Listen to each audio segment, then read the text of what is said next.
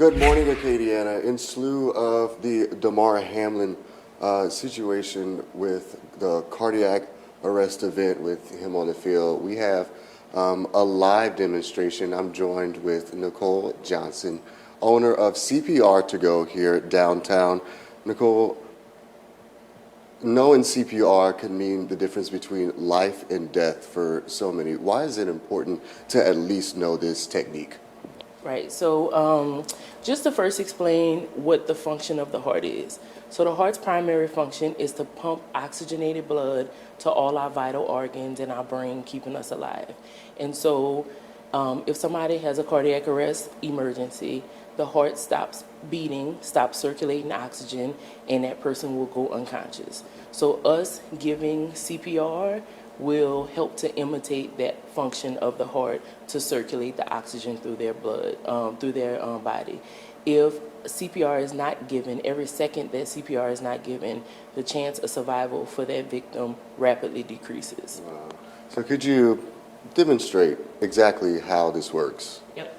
So there's a lot more to CPR other than just what I'll talk about today, but the primary steps is making sure that you're safe, calling 911, and immediately starting compressions in the center of that person's chest. Yeah. So what I want to do is use the heel of my hand in the center of their heart, their chest. If you're not sure about where to place your hands, you can use nipple line as a guide. So if you draw an imaginary line from one nipple to the other, right in the center is where you want to put the heel of your first hand.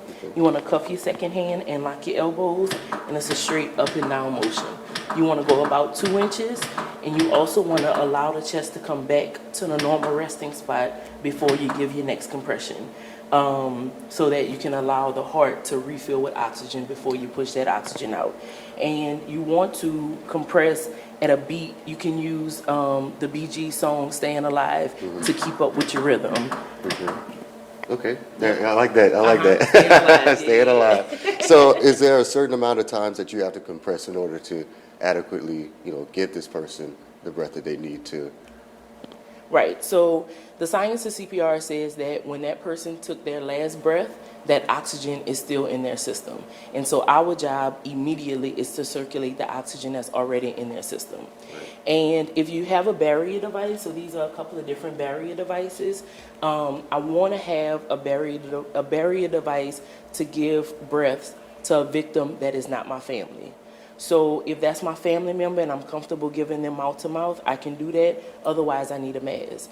If I do not have a mask, then my focus is compressions. But if I'm going to give breaths, I want to give a series of 30 compressions and then 2 breaths. And so in order to give breaths, I want to do what's called a head tilt chin lift. I want to pinch their nose, make a complete seal around my victim's mouth with my mouth, and I want to give 2 breaths while looking for chest rise to know that I'm giving adequate breaths. Absolutely. And how easy is it to get certified? So you just need to find a certified CPR instructor like the instructors that we have at CPR to Go.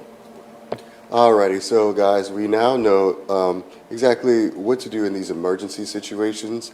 We'll be back.